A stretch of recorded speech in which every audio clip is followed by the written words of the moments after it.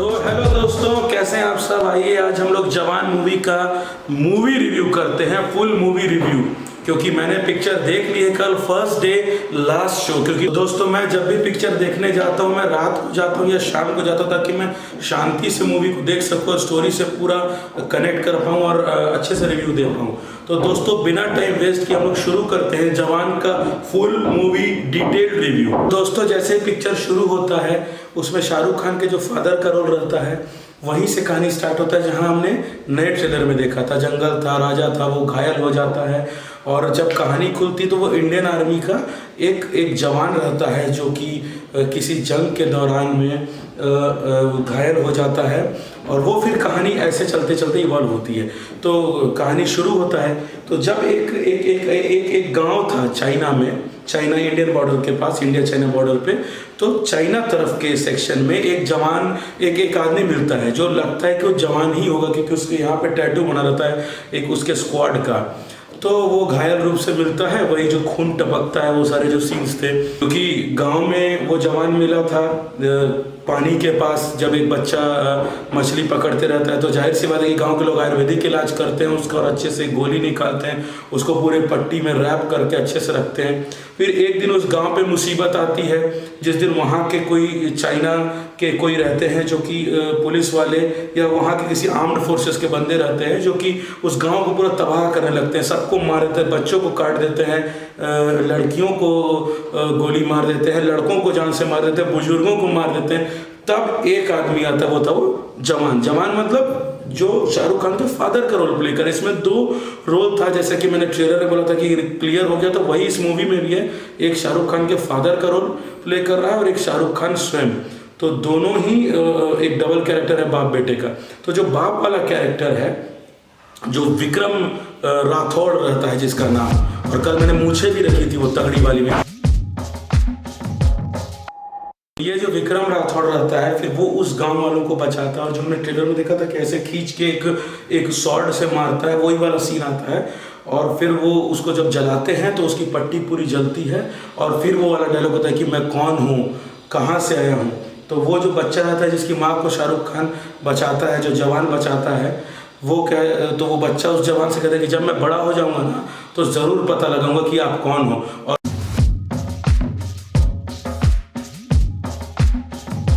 फिर शाहरुख खान ये कंडीशन रख देता है, जो कैरेक्टर रहता है उसका, वो ये कंडीशन रख देता है कि इस साल मुझे 40,000 करोड़ रुपए एक स्पेसिफिक अकाउंट में चाहिए।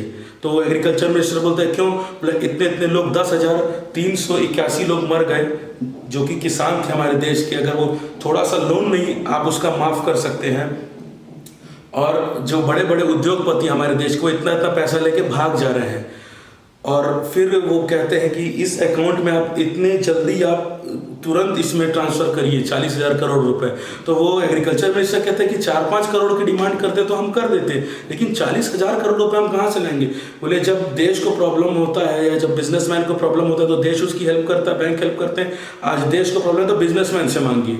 तो फिर बोलता कैसे करेंगे, तो बोलो कि उसमें फिर वो जो काली रहता है जो कि ड्रग डीलर और जो वेपन डीलर इसमें दिखाया गया था आपको ट्रेलर में, तो उसकी काली की बेटी इसी में रहती है। उसको बोलता है कि आप उस आदमी की बेटी इसी मुंबई मेट्रो में जिसको हमने हाईजैक कर दिया है, अगर आप उसको नहीं भेजते हैं पैसा हमारे अकाउंट में तो हम उसकी बेटी को मार देंगे।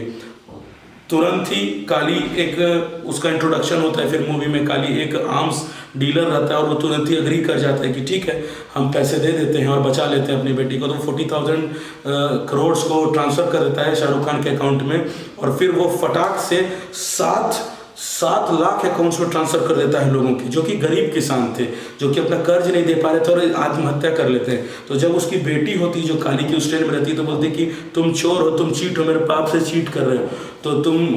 तो शाहरुख खान उस पर रिप्लाई करता है कि तुम्हें पता है तुम्हारे पापा ने क्या किया। वो एक लड़की को बुलाता है जो उसके टीम में रहती है, बोलते कि इसके पिता ने 40,000 का लोन लिया था, जिसमें ट्रैक्टर जो उसके पिता ने लिया था उसमें 40,000 का सिर्फ देना बचा था और उसके लिए उसको आत्महत्या करना पड़ गया। और फिर एक ऐसा मार्मिक दृश्य आता है जहाँ पे किसान को कैसे लोग लोन रिकवरी करने बैंक वाले जाते हैं और उसके पिता का अपनी बेटी के सामने पूरा उसका कपड़ा खींच के उसको मारते हैं। और मतलब एक इतना भयावह सीन हम लोग को दिखता है हमारे देश में जो किसानों का होता है कि आप आंसू से रो देंगे। यहाँ तक कि पिक्चर ना 5 स्टार, मतलब आउटस्टैंडिंग जो भी एक्टिंग हुई है। और ऐसी पिक्चरें बॉलीवुड में बन चुकी हैं, गब्बर बन चुका, वेडनेसडे बन चुकी है, 4-5 चीज़ें बन चुकी हैं, लेकिन उसी टाइप का ये कहानी, लेकिन एग्जैक्टली वो नहीं है, लेकिन सोशल मैसेज के लिए था। तो ये इतना मार्मिक सीन था, मतलब कई लोग हॉल में रोने लगे थे।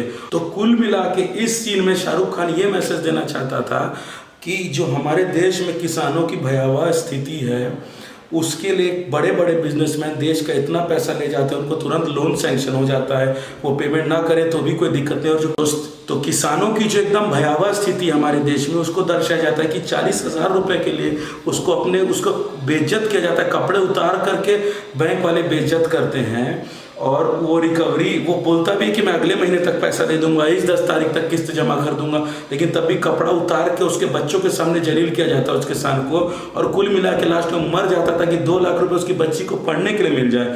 और फिर जब वो मर जाता है तो उसके घर पे उसकी औरत से बदतमीजी किया जाता है और कहता है कि अब इस मंगलसूत्र का क्या करोगी, इससे भी हमारे लोन का रिकवरी हो जाएगा।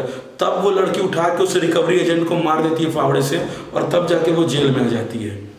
तो ये सीन दिखाया जाता है और इसमें ऑडियंस एकदम ताली मारने लगती है। पहले तो इमोशनल हो जाती है, फिर जब वो डायलॉग्स मारते हैं फिर वो मनी सरकार ट्रांसफ़र कर देती है अकाउंट में और वो सारे किसानों का लोन माफ़ हो जाता है। 7 लाख अकाउंट्स का लोन माफ़ करवा देता है शाहरुख खान। उसका फिर कहानी आगे बढ़ती है और नयनतारा अपने एनएसजी कमांडोज को लेकर पहुंच जाती हैं मुंबई मेट्रो पर, स्नाइपर्स को लेके सारे पोजीशंस ले लेती हैं कि जहां से भी वो दिखेगा कौन लोग हैं ये। और शाहरुख खान बोलता है कि अगर आपने हमें कुछ भी मारने की कोशिश की तो हम बम से उड़ा देंगे पूरे शहर को। और सब अपने पोजीशंस ले लेती है, लेकिन वो और उसके बाद उन लोग फॉग क्रिएट कर देते हैं। जैसे ही स्टेशन आता है एनएसजी कमांडोज चारों तरफ से उस मेट्रो स्टेशन को घेर लेते हैं। खुद नयनतारा भी वहाँ जाती है, लेकिन उस जगह पूरा फॉगी क्रिएट कर देता है और सबको अपना फैन बना के बाहर भेज देता है। तो वो लोग रिकॉग्नाइज ही नहीं कर पाते मूवी में कि कौन शाहरुख खान है और वो कौन 4-5 लोग हैं। पहले तो ये भी क्लियर नहीं होता मूवी में कि वो लड़कियाँ मतलब उसके टीम में है ना, मतलब पुलिस के एंड से उनको थोड़ी पता था कि इसके टीम में लड़की हैं या लड़के हैं। तो इस तरीके से मूवी आगे बढ़ती है, फिर कहानी और आगे बढ़ती है। अब सीन आता है नए वाले शाहरुख खान का जो उसके बेटे का रोल प्ले कर रहा है और इसको दिखाया जाता है कि ये जेलर है और उस जेल को इंडिया के बेस्ट जेल का अवार्ड मिलता है। वो वुमेन्स जेल रहता है, सेंट्रल वुमेन्स जेल। और उसको जब अवार्ड मिलता है तो शाहरुख खान कहता है कि मुझे बहुत, जितनी भी यहाँ महिलाएं वो मेरी माँ जैसी और बहन जैसी हैं और सबसे मेरे को अपनापन है। और शायद इसीलिए यहाँ से कोई भी महिला निकल के कभी दोबारा अपराध नहीं चुनी, कभी कोई क्राइम के दुनिया में नहीं गया, कभी किसी ने कोई गलत काम नहीं किया, इसलिए उस जेल की रेटिंग बहुत नंबर 1 रहती है। और फिर धांसू एंट्री जो शाहरुख खान की होती है ना, चश्मा लगा के पूरे पुलिस वाले कॉप में, ओहो भाई मजा आ गया। उसका जिंदा बंदा सॉन्ग होता है। जिस उम्र में शाहरुख खान जवान कर रहे हैं उस समय में तो कुछ लोग के स्क्रू और बोल्ट निकल जाते हैं। उस समय ये पिक्चर बना रहे हैं जवान, मतलब ये आदमी जो है शाहरुख खान ये बुढ़ाने का नाम नहीं ले रहा है और ऊपर से जवान जवान जवान। तो हेड्स ऑफ, तभी आनंद महिंद्रा ने ये ट्वीट करके कहा था कि लुक एट हिम, मतलब इस एज पे ही इज डांसिंग और कितने हैंडसम लग रहे हैं उस सॉन्ग में, पूरे अटायर्स, पूरे कॉस्ट्यूम। और वो जो विमेन सेंट्रल जेल का सीन है जो दिल नचदा करके जो स्टार्ट होता है, तो ये उस मूवी का पूरे सॉन्ग का सीन होता है। फिर ये सॉन्ग हो जाता है, फिर ये लड़की देखने जाते हैं क्योंकि अब ये उम्र में थोड़े मतलब अराउंड 40 ईयर्स आसपास का दिखा रहा है जो जेलर का कैरेक्टर है शाहरुख खान का। तो वो शादी नहीं करता है, तो वो जब शादी करने जाते रहता है तो अपनी जो जेलर माँ है, एक कैरेक्टर रहती हैं, एक कैरेक्टर बनाए हैं फिल्म वालों ने, तो जेलर में जो उनके साथ रहती हैं उनको वो जेलर माँ कहते थे, जो कि एज बहुत एजेड दिखाया जा रहा है उनको। तो उनको साथ लेके जाता है लड़की देखने, लेकिन लड़की नहीं आती, एक बच्ची आती, बोलती है अगर मेरी मम्मी से शादी करनी है तो पहले मैं चेक करूँगी कि लड़का ठीक है कि नहीं। तो उससे उसका रेपो बनता है और वो बेटी निकलती है नयनतारा की। फिर नयनतारा आती है, अपने आप को इंट्रोड्यूस करती हैं, तो कहती है मैं बहुत कड़क हूँ, तुम जानते हो मैं कितनी बड़ी ऑफिसर हूँ। तो बोलता है यस मैम। तो कुल मिला के वो कहती है कि मैं शादी नहीं कर पाई किसी कारण से और ये मेरी बच्ची है और जिसको भी अपनाना है हम दोनों को अपनाना पड़ेगा। क्योंकि मेरे लिए मेरी बच्ची ही मेरी प्रायोरिटी है। तो इन दोनों की अंडरस्टैंडिंग होती है और फिर इन दोनों की अंडरस्टैंडिंग होती है और दोनों की शादी होने वाली रहती है, बात फिक्स हो जाती है। और फिर छलिया सॉन्ग होता है, इसमें फिर शाहरुख खान फाड़ू लग रहे हैं और एक्ट्रेस तो बहुत अच्छी लगी रही हैं। और शाहरुख खान का जितना कॉस्ट्यूम है, ये जो सॉन्ग है, ये अरबिक में भी हुआ है, तमिल में भी हुआ है और मतलब कमाल का इसका एक कैरिज्मा है। तो इस सीज़न का तो डेफिनेटली ये हिट रोमांटिक नंबर होने वाला है। कहानी आगे बढ़ती है और उसके बाद फिर पिछले बार एग्रीकल्चर मिनिस्टर को इसने पकड़ा था, इस बार हेल्थ मिनिस्टर को पकड़ते हैं और हेल्थ मिनिस्टर को पकड़ते हैं और फिर पूरे सैटेलाइट पे पूरा जैसे कि लोग हैक करते हैं। टेक्नोप्रोन मूवी है, जैसे कि मैंने बताया था कि इस टाइप की मूवीज बहुत टेक्नोप्रोन रहती है। तो लेकिन यहाँ पर इतना टेक्नोलॉजी नहीं डाला है जो समझ में नहीं आ रहा है। यहाँ पे बहुत 5 स्टार रेटिंग में पिक्चर जा रही है। पिक्चर का फर्स्ट हाफ का मैं बात कर, इंटरवल के पहले का, और तगड़ी जा रही है मूवी। तो जो नेता हेल्थ मिनिस्टर भाषण देते रहता है उसको उन लोग गोली मारते हैं और फिर उसी हॉस्पिटल में ले जाते हैं कि चलो तुम भाषण में कह रहे थे ना कि इस हॉस्पिटल में इलाज हो सकता है, देखो कहाँ यहाँ स्वास्थ्य सुविधाएं हैं, एक भी स्वास्थ्य सुविधाएं नहीं है। हॉस्पिटल के अंदर जाले लग रहे थे, ना बेड था, ना ऑक्सीजन था, कोई चीज़ नहीं था प्रॉपर, हर चीज़ की कमी थी। और इस तरीके से हमारे देश में कई हॉस्पिटल हैं। उसका ये कहना था करेक्टर, ये कब ठीक होगा। तो वहाँ जो डॉक्टर था वो भी मक्खी मार रहा था, एक भी पेशेंट नहीं। तो जब हेल्थ मिनिस्टर को ले जाके वो जब उसको गोली लग जाती है तो वही सड़ा मक्खी मारने वाला डॉक्टर इलाज करता, बोलता है ये नहीं है, वो नहीं है, यहाँ तक कि बंडल नहीं है, रुई नहीं है, पट्टी नहीं है, और सरकारी अस्पताल खोल के बैठा है। तो शाहरुख खान का कैरेक्टर ये कहता है कि जब इतनी सुविधा नहीं है आपके लिए, मंत्री क्यों नहीं यहाँ इलाज करवा रहे हैं, तो जनता का क्या हाल होता होगा। अभी तो आप भाषण में कह रहे थे कि ऐसी ही सुविधा वहाँ है जैसे मैं अपने लिए करवाता तो करवाओ। फिर वो अपना एक स्कैम खोलता है कि वहाँ 5 साल पहले कुछ बच्चे मर गए थे, 70-80 बच्चे, जो कि गैस के रिसाव के कारण मर गए थे और उसके बाद वहाँ इलाज नहीं हो पाया था और वहाँ प्रॉपर ऑक्सीजन सिलेंडर नहीं था। तो वहाँ की जो तत्कालीन डॉक्टर उपलब्ध थी उन्होंने कई लोगों को बोला था हेल्प के लिए, पर कोई भी मंत्री से लेके नीचे तक का एक भी सीएमओ तक हेल्प उसको नहीं करता है। और कुल मिला के वो 70-80 बच्चे मर जाते हैं और फिर इसी कारण से वो भी और उसको देशद्रोही घोषित कर देते हैं, उसको एक लापरवाह डॉक्टर घोषित कर देते हैं। जो डॉक्टर गिड़गिड़ा रही थी कि इन बच्चों के जान बचाने के लिए ऑक्सीजन चाहिए और जहाँ जहाँ जैसे तैसे करके ऑक्सीजन लाती तब तक बच्चे मर जाते हैं, उसी डॉक्टर को इन लोग कातिल साबित कर देते हैं बच्चों का। उसको लोग जूते से और चप्पल से मारते हैं और कोर्ट उसको फिर उसी सेंट्रल जेल में डाल देता है। तो ये जितने शाहरुख खान के टीम में जो लड़कियां थी वो कहीं ना कहीं से सताई हुई थी और वो सब फिर उसको सबको शाहरुख खान एक गुड मोटिव करके एक अच्छे पॉजिटिव माइंड के साथ देश की उन्नति के लिए जोड़ते हैं और एक टीम बनाते हैं। और फिर यहाँ पे ये बात क्लियर हो जाती है कि ये पुराना वाला शाहरुख खान नहीं है, ये नया वाला शाहरुख खान है। यानी जो जेलर है वही अपना लुक बदल बदल के कभी बुढ़ा बन जाता था, कभी मास्क लगा लेता था, अलग अलग लुक ले लेके वो देश के बारे में कुछ अलग अलग जगह पे कर रहा था और सबको रिलीफ प्रोवाइड कर रहा था। अब ये कैरेक्टर बहुत हिट हो जाता है, लोग उसके फैन होने लगते हैं समाज में कि यार ये तो अच्छा काम कर रहे हैं, नेताओं की वोट लगा दे रहा है। इसके बाद क्या होता है कि इनकी और नयनतारा की शादी हो जाती। जैसे नयनतारा के साथ शादी होती तुरंत पता चल जाता है नयनतारा के असिस्टेंट को, जो कि सुनील ग्रोवर प्ले कर रहे हैं इस मूवी में रोल, तो उनको पता चल जाता है कि तो इसी से शादी हुआ है। तो नयनतारा तुरंत उसको गिरफ्तार करने के लिए शाहरुख खान को चली जाती है। जैसे वो गिरफ्तार करने शाहरुख खान को जाती हैं, उनके बारे में कुछ सोचने नहीं रहते, उनके घर पे गोली बंदूक चल जाती है और काली अपने आदमी को भेज करके उनको पकड़वा लेता है। क्योंकि काली द क्रिमिनल के 40,000 करोड़ लग गए थे, तो अब जाहिर सी बात है वो चिढ़ जाता है और वो दोनों को पकड़ लेता है, शाहरुख खान और नयनतारा को। कहता है कि अच्छा दोनों ये सरकारी अफसर है, ये तुम्हारे साथ मिल के ऐसा करता है, एक तरफ से ये उल्लू बनाता है और तुम इसकी हेल्प करती हो। लेकिन नयनतारा तो एक ईमानदार पुलिस अफसर का रोल प्ले कर रही है इस मूवी में। वो उसको कहती शाहरुख खान को कि तुमने मेरे साथ धोखा किया, और शाहरुख कहते कि नहीं मैं बताने ही वाला था। वो बताने वाला भी रहता तब तक में सारा सब कुछ हो जाता है। लेकिन इस बीच में काली की बेटी उसको ये बता देती है कि वो आदमी विक्रम राठौड़ था। अब ये विक्रम राठौड़ कौन था, विक्रम राठौड़ कौन था, ये पिक्चर में आगे क्लियर होता है। तो जैसे ही वो नयनतारा को एक गोली मारता है जो उनके साइड से लग के चली जाती है, ऑलमोस्ट वो मर जाती है। जो हीरोइन रहती है, हम लोग को उस समय लगता है वो मर जाती है, हालांकि वो मरती नहीं है, बच जाती है आगे।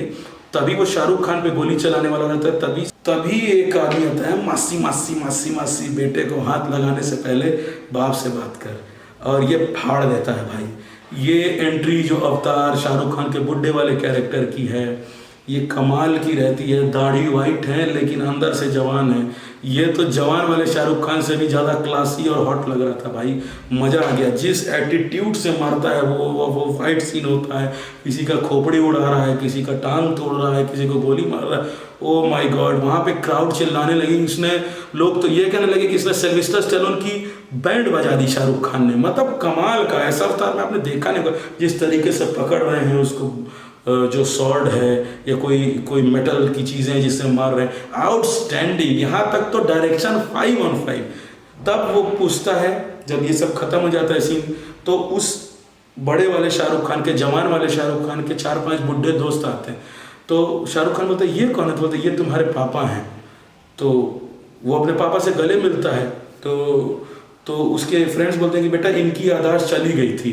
चूंकि अब ये कैसे मिलते हैं, आपको याद है कि उसको गोली लगी थी और गांव में उनकी याददाश्त चली गई थी, और एक बच्चा उनको वादा करता है कि मैं पता लगाऊंगा कि आप कौन हैं। तो उसको याददाश्त उसी समय से चले जाता है।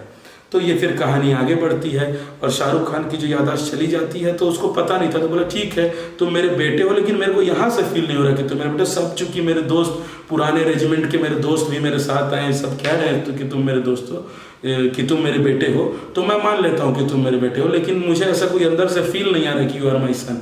और फिर वो अपने क्लासी ऐसे सिगार पीते हुए चला जाता है। तो अब ये इंटरवल यहाँ हो जाता है और यहाँ तक की कहानी खत्म होती है। यहाँ तक की मूवी का रेटिंग है 5 स्टार, आउटस्टैंडिंग। अब इंटरवल के बाद कहानी ये होती है कि कहानी आगे बढ़ती है, और अब जाहिर सी बात है शाहरुख को जब उसके फादर मिल जाते हैं और वो दोनों एक साथ हो जाते हैं, तो वो एक नेक्सस को ख़त्म करने के लिए आगे जाते हैं, जो कि है काली का, जो कि पूरा जो बहुत सारे गलत काम करता है, जो कि अब पॉलिटिकल फिगर बनना चाहता था इंडिया में और सब जगह करप्शन फैलाना चाहता था, और पूरा आर्म्स एनिमिनेशन का ड्रग डीलिंग और पूरा ये जो नेक्सस है इसका, पूरा क्राइम का, सिंडिकेट का, पूरा ज़्यादातर इसका काम रहता है गन्स का, इक्विपमेंट का।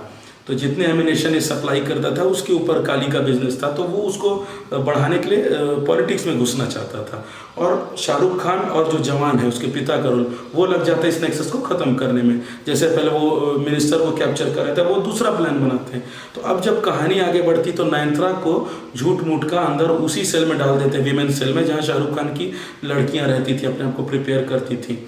फिर उसके अंदर एक माइक लगा देते हैं ताकि उनको पता चले। तो नेचुरली वो ये सोच के बता देती नयनतारा को ये सारी बातें कि वो शाहरुख खान की वाइफ हैं। उनको मारते वारते ले जाते हैं, तो इमोशनल होकर बता देते। तो जो शाहरुख खान की स्टोरी आती है आगे, वो ये रहती है कि जब विक्रम राठौड़ जब वहाँ चले जाते हैं, तो जो दीपिका पादुकोण है जिनका गेस्ट अपीयरेंस इसमें, वो विक्रम राठौड़ आर्मी के जवान की वाइफ रहती हैं।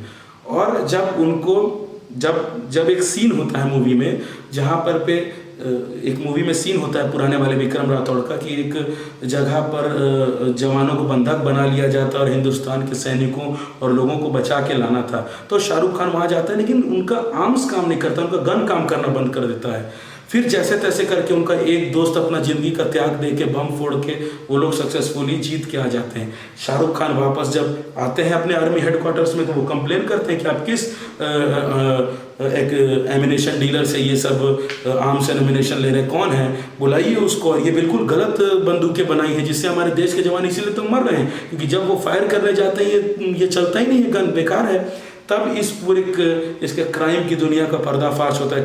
काली आता है सामने, दोनों कन्फ्रंट करते हैं। फिर वो वाला डायलॉग बोलते हैं शाहरुख खान कि देश के सामने कुछ भी नहीं, नो डील काली। जवान अपनी ज़िंदगी 100 बार देश के लिए निछावर कर सकता है, लेकिन तुम्हारे जैसे लोग के साथ हम कभी सौदा नहीं करेंगे, और किसी भी जवान के साथ ऐसा आगे नहीं होगा, तुम्हारा लाइसेंस कैंसिल हो। अब जाहिर सी बात है, किसी को इतना बड़ा टेंडर मिलता है आर्म्स का, और वो एक क्रिमिनल आदमी था, तो वो चिढ़ जाता है। तो शाहरुख खान के घर पे हमला कर देता है, उसके डॉग को मार देता है, और शाहरुख खान को बहुत मारता है, और वही गोली मार के हेलीकॉप्टर से फेंक देता है। जब उसको तो लगता है मर गया, मतलब ये पीछे की बात है 1986 के टाइम की, लेकिन वो मरता नहीं है, उसको तो वो गांव वाले, चाइना वाले उठा लेते हैं। और जो उसकी वाइफ रहती दीपिका पादुकोण, तो दीपिका पादुकोण को ये बोलते हैं कि तुम कन्फेस करो कि तुम्हारा पति देशद्रोही है, ये देखो पैसे मिले उसके घर से, तो वो कन्फेस नहीं करती। वो भी तो जवान की बीवी थी, मार देती है, 2-3 चाकू वाकू मार के ख़त्म करती है। तो चूंकि उन लोग का खून कर देती है तो उसको पकड़ के ले जाते हैं और फिर वही विमेंस सेंट्रल जेल में ले जाते हैं और उसी जेल में उसको फांसी देते रहते हैं। लेकिन फांसी के दिन फांसी के फंदे में जाने के लिए दीपिका पादुकोण चक्कर खा के गिर जाती है। जैसे ही डॉक्टर उसका पल्स रेट चेक करते हैं तो पता चलता है कि उसको बच्चा होने वाला रहता है। तो इंडियन कानून के हिसाब से जो भी प्रेग्नेंट लेडी है उसको फांसी नहीं मिलती। फिर कहानी आगे बढ़ती है, फिर शाहरुख खान का जन्म होता है जेल में, वहीं पलता बढ़ता है और वही जेलर माँ जो रहती है ना, उसकी मम्मी की बहुत अच्छी दोस्त रहती है, वही उसका लालन पालन साथ में करती है। फिर एक दिन आता है जब दीपिका पादुकोण को तो फांसी होना ही था, चूँकि उनको क्रिमिनल साबित कर दिया गया था, तो उनको फांसी हो जाती है। और फिर वो एक छोटा बच्चा जो रोता है, तो ये सब बहुत दर्द पहुँचाने वाले सीन हैं, ये आपको बहुत दर्द देंगे और मतलब कमाल का स्क्रिप्ट है, 5 स्टार। तो ये बहुत अच्छा डायरेक्शन किया है यहाँ तक। फिर वही बड़ा बन के जेलर बनता है और वो कभी नहीं जानता था कि उसके पिताजी कौन है, लेकिन उसकी माँ कह जाती है कि तुम बड़े होकर साबित जरूर करना कि तुम्हारे पिताजी बहुत बड़े देशभक्त थे।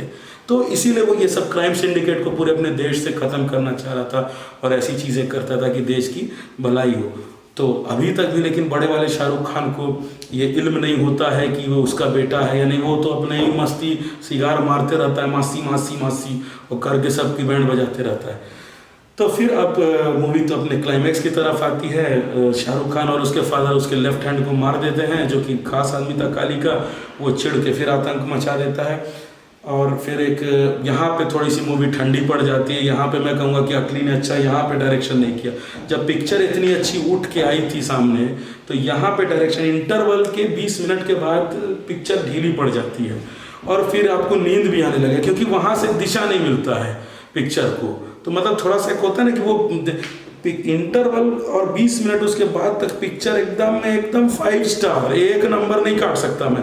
लेकिन वो फिर उसके बाद के 20 मिनट ना एकदम बोरिंग और पकाऊ फालतू का। खैर फाइनली शाहरुख खान लास्ट में सारी ईवीएम मशीन को कैप्चर कर लेता है पूरे देश के। अब वोट करने के लिए कोई ईवीएम मशीन ही नहीं थे। और उस लेजेंडरी डायलॉग में वो ये बोलता है कि आप अपने इस उंगली का हमेशा वोट देते टाइम सही प्रयोग करिए।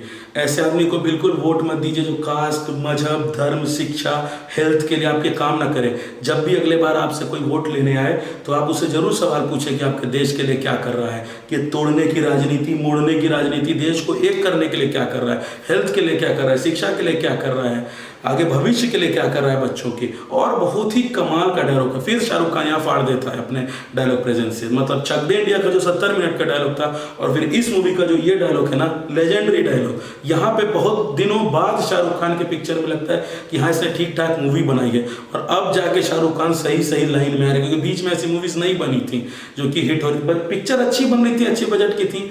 और इसमें ना 20 मिनट जो बर्बाद किए ना डायरेक्शन में, जो शाहरुख खान थे इससे संभाल लिए इस पिक्चर को, वरना मतलब 20 मिनट बर्बाद किया है डायरेक्टर ने। मेरे को कहना था कि जब किसी पिक्चर को अच्छा उठाओ तो अंजाम तक भी अच्छा लेके जाओ।